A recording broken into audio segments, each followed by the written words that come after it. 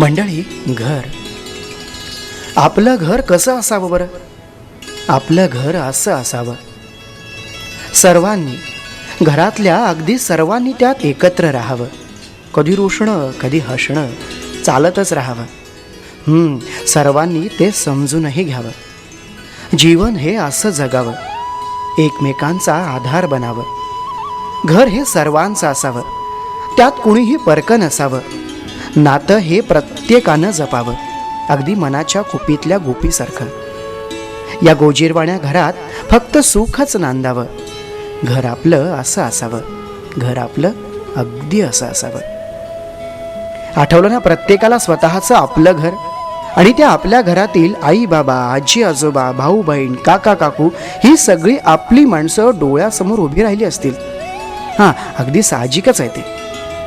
पण बरं का, आम्ही सांगणार आहोत ते काहीसं वेगळं आणि अत्यंत खास अशा आपलं घर बद्दल. आता तुम्ही म्हणाल, आपलं घर म्हणजे याहून वेगळं ते काय असणार? याच नात्यांनी तर बनतं आपलं घर आणि खासच असतं प्रत्येकासाठी. आम्हालाही आधी असंच काहीसं वाटलेलं, पण जेव्हा आम्ही हे आपलं घर पाहिलं आणि जे काही अनुभवलं, तो अनुभव असं शब्दात मांडणं बऱ्यापैकी कठीणच वाटलं. आणि म्हणून हा अनुभव आम्ही कॅमेऱ्यात कैद करून आपल्या समोर मांडण्याचा हा छोटासा प्रयत्न करतोय.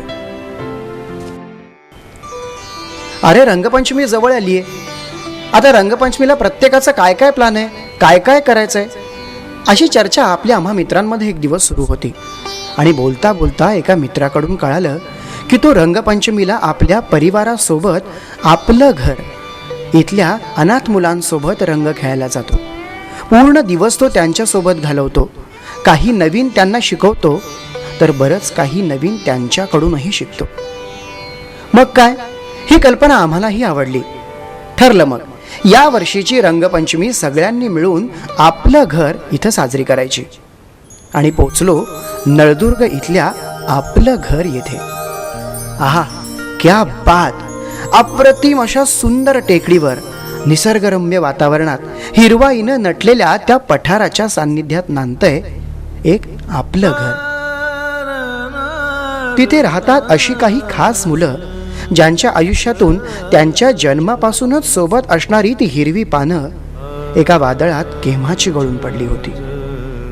आणि या आपलं घर मध्ये त्यांना मिळाली नव्या पालवीच्या रूपात अनेक नवी नाती. आणि अशा या नव्या नात्यांनी मिळून नांदतंय हे आपलं घर.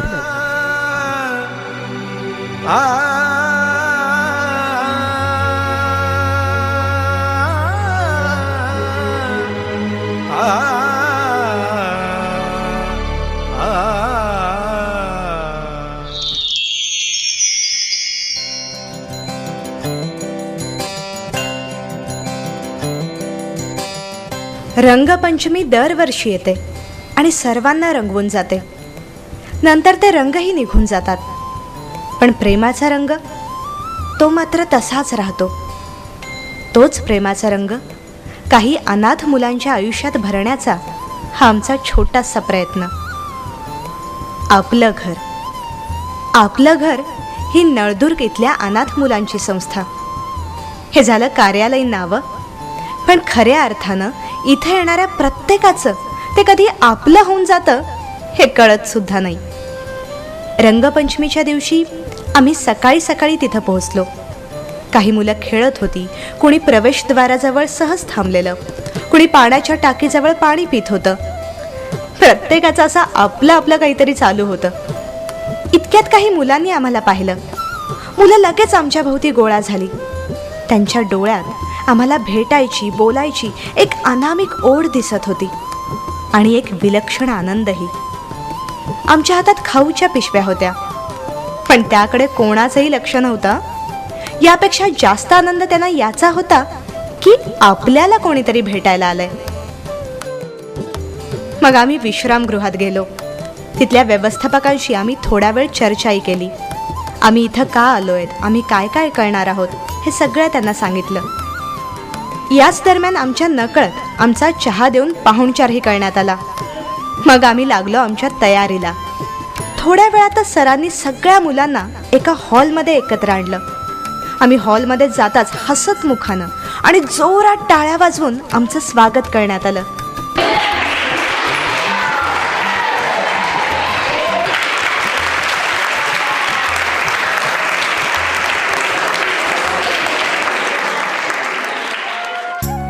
साधारणपणे बघा ना, म्हणजे आपल्याकडं पुष्पगुच्छ वगैरे देऊन स्वागत केलं जातं, पण तिथे झाडांच्या पानांचा सुंदर असा पर्णगुच्छ देऊन त्या मुलांच्या हस्ते आमचं औपचारिक स्वागत झालं. मग सरांनी मुलांना काही सूचना दिल्या आणि आमच्या ताब्यात त्या मुलांना सोडून ते पुढच्या कामासाठी निघून गेले. मग सुरुवातीला आमच्यापैकी एकानं आम्हा सगळ्यांचा परिचय त्या मुलांना करून दिला आणि मग सुरू झाल्या आमच्या त्या मुलांशी गप्पा. आमच्यापैकी कोणी गायक, कोणी वादक, कोणी संगीतकार, कोणी संयोजक, छायाचित्रकार, तर कोणी निवेदक होतं. मग आम्ही त्या मुलांना विचारलं की तुम्हाला यापैकी काय आवडेल. मग त्यांनी जे जे सांगितलं ते आम्ही त्यांना करून दाखवलं. मग आम्ही राजा आणि प्रधान असा खेळसुद्धा त्यांच्यासोबत खेळला. प्रत्येकजण खूप आनंदी दिसत होता. त्यातून त्यांना बरंच काही शिकता तर आलंच आणि मजाही खूप आली. मग आम्ही त्यांना विचारलं की तुमच्यापैकी कोणाला अजून काय काय करून दाखवता येईल. आणि तेव्हा त्यांनी अप्रतिम मस्त असा डान्स आम्हाला करून दाखवला, तोही आधुनिक गाण्यावर. म्हणजे बघा ना, विशेष म्हणजे त्यांना असं कोणी शिकवायला किंवा कोरिओग्राफर असं कोणीच तिथं नाहीये, पण मुलांनी टीव्हीवर पाहून स्वतः असा एक उत्तम डान्स बसवला होता. त्यांच्या त्या टॅलेंटला आम्हा सगळ्यांचं सलामच.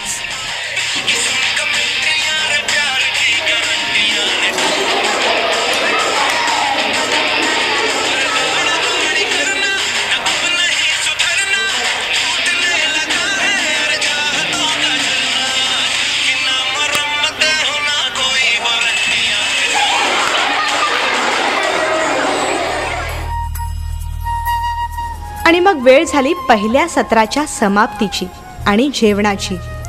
मुलं आपापल्या रूममध्ये गेली. स्वतःचं ताट स्वतः धुवून त्यांनी आणलं आणि पुन्हा हॉलमध्ये येऊन शिस्तबद्ध पद्धतीनं जेवणाच्या पंक्तीमध्ये बसली. आम्ही त्यांच्यासोबत पंक्तीत जेवायला बसलो. आम्ही त्यांच्यासाठी खाऊ म्हणून चिवडा, लाडू, पेढा, करंजी, शेव असं काही न नेता वेगळं काहीतरी म्हणून चॉकलेट कप केक घेऊन गेलो होतो. सगळ्या मुलांना तो खूप आवडला. जेवणं झाली. जेवणानंतर पुन्हा सगळ्यांनी आपापलं ताट धुतलं आणि काही वेळ विश्रांतीसाठी हॉस्टेलवर निघून गेली.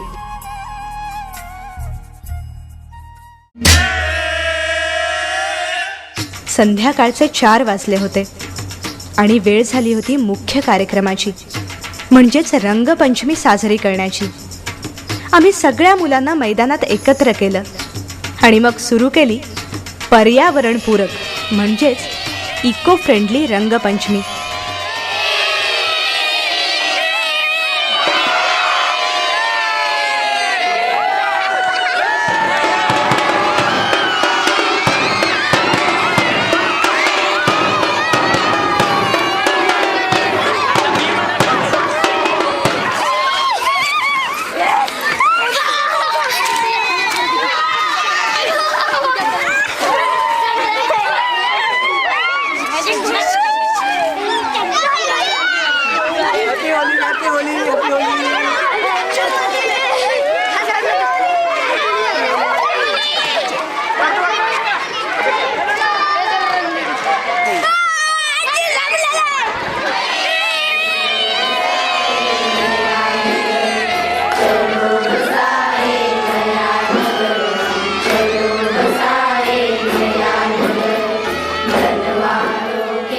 बघता बघता सगळेजण रंगात न्हाऊन निघाले होते आणि रंग खेळता खेळता आमच्या आयुष्याला एक वेगळाच रंग मिळाला होता.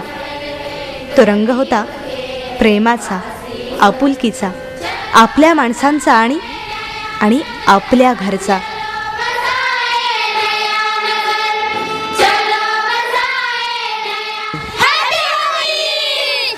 तुम्ही इथं सकाळपासून आलो त्याबद्दल धन्यवाद आणि खूप छान वाटलं आम्हाला. तुम्ही सकाळपासून जो कार्यक्रम घेतला म्हणजे सकाळी तिथं हॉलमध्ये बसल्यावर तुम्ही जो गेम घेतला ते हे आमच्या लक्षात आलं. खूप छान आणि आम्हाला खूप छान वाटलं. परत जेवणाला तुम्ही स्वीट दिला त्याबद्दल धन्यवाद. आणि ह्यावेळची होळी आमच्यासाठी एकदम म्हणजे आम्ही एकदम लक्षात ठेवणारी होळी आहे म्हणजे रंगपंचमी आहे ही. आणि ह्यावेळेस खरंच पूर्वीपेक्षा ह्यावेळेस खूपच छान रंगपंचमी झाली. तुम्ही इथं आल्यापासून मला खूप छान वाटलं. आम्हाला असं आनंद वाटलं तुम्ही सगळे रंग ते आणलत म्हणून.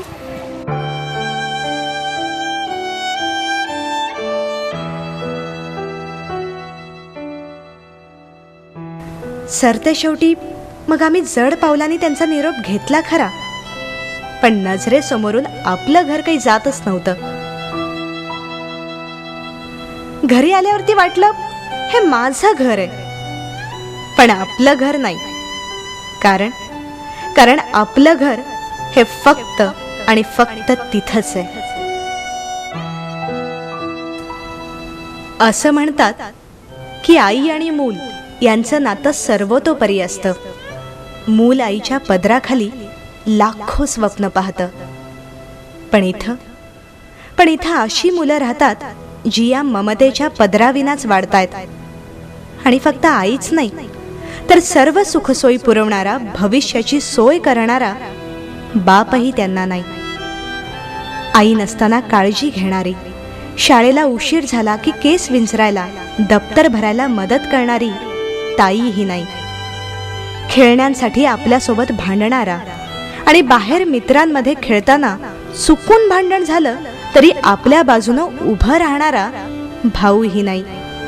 सुट्ट्यांमध्ये गावाला जायला मामा मामी नाहीत. रात्री झोपण्यापूर्वी राजा राणी, विक्रम वेताळाच्या गोष्टी सांगणारे आजी आजोबाई नाहीत. हे सगळं असं असून देखील त्यांच्या चेहऱ्यावर आहे एक वेगळाच आनंद, पूर्णानंद. कारण त्यांनी ही सगळी नाती निर्माण केली आहेत आपलं घरमधल्या आपल्या सवंगड्यांमध्ये. माणसांनीच निर्मिलेल्या या सर्व नात्यांना मागे सोडत या मुलांनी सजवलंय आपलं घर, माणुसकीच्या नात्यानं.